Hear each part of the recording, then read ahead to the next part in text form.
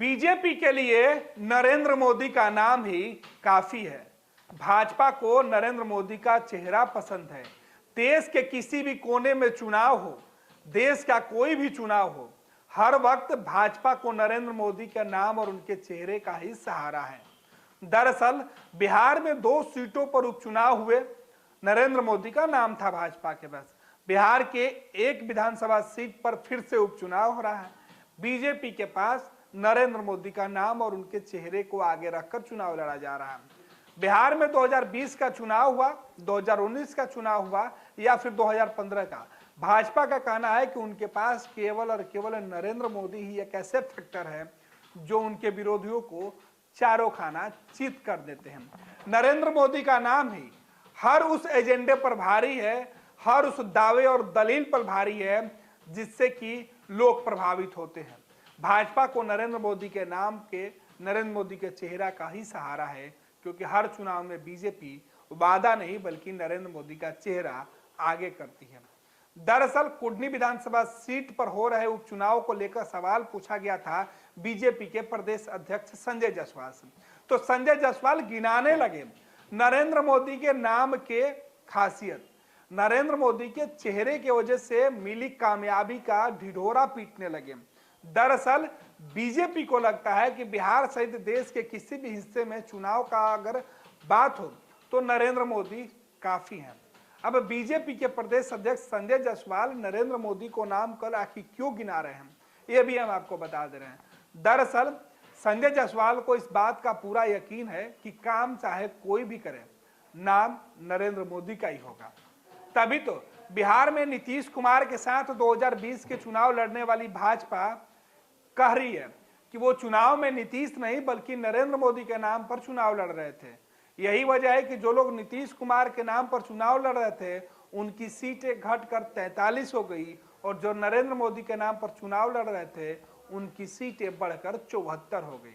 BJP को इस बात की खुशी है कि जब जब नरेंद्र मोदी के नाम पर वो पूरे प्रदेश के अंदर चुनाव लड़े हैं उनकी सीटों में इजाफा हुआ है।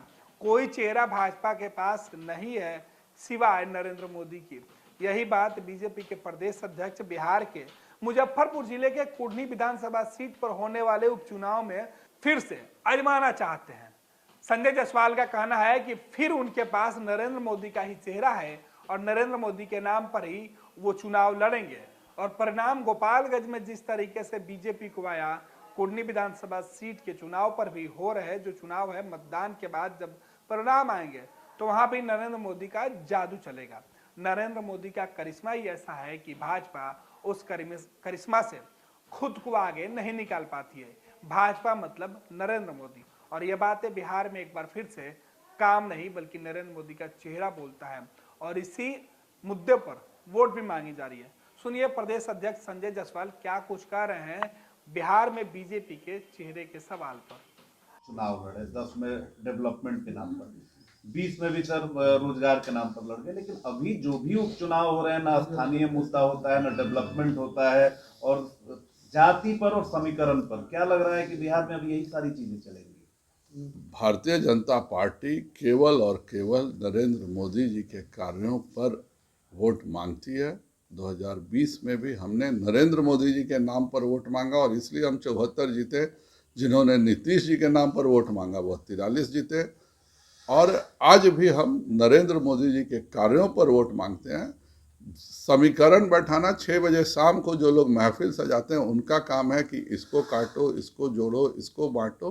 भारतीय जनता पार्टी सभी का, सबका साथ, सबका प्रयास, सबका विकास पर ही आधारित कार्य करती है। सर एक आखिरी सवाल, ये सर किनको किनको नोटिस मिला है सर बंगला खाली करने की? दोनों उप मुख्यमंत्रियों को नोटिस मिला है, नेता प्रतिपक्ष को नोटिस मिला है। बंगला खाली नहीं करने पर उनसे जुर्माना वसूला जा रहा है।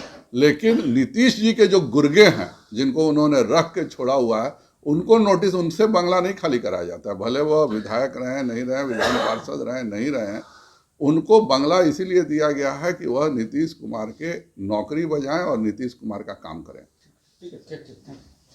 करना चाहिए। कुडनी उपचुनाव को लेकर के जो है जदयू कह रहे हैं कि बीजेपी कहीं नहीं टिकने वाली और है। मुकेश सहनी भी कह रहे हैं जो हाल बोचाहा में हुआ था वही हाल यहाँ भी होने वाला है। समय बता देगा। 8 तारीख तक का इंतज़ार कीजिए। यह बात निश्चित है कि भारतीय जनता पार्टी जीतेगी। नीतीश जी जब सीधे जीत नहीं सके हैं तो उन्होंने 2-4 अपने एजेंट बहाल करके रखे हैं जो इसी काम में लगा रहता है कि कैसे भाजपा का वोट कटे।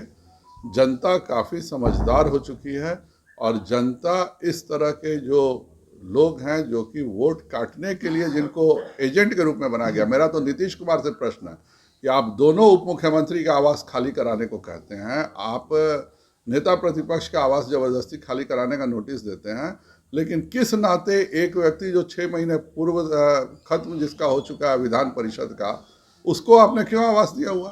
तो यह सब कुछ नीतीश जी की शुरू से आदत रहती है कि कुछ वो डमी रखते हैं, जो डमियों का उपयोग करते हैं। वह डमी का उपयोग राजद के खिलाफ भी करते हैं, भाजपा के खिलाफ भी करते हैं। इस तरह के डमी लोगों की चिंता मैं नहीं एक सवाल है कि साल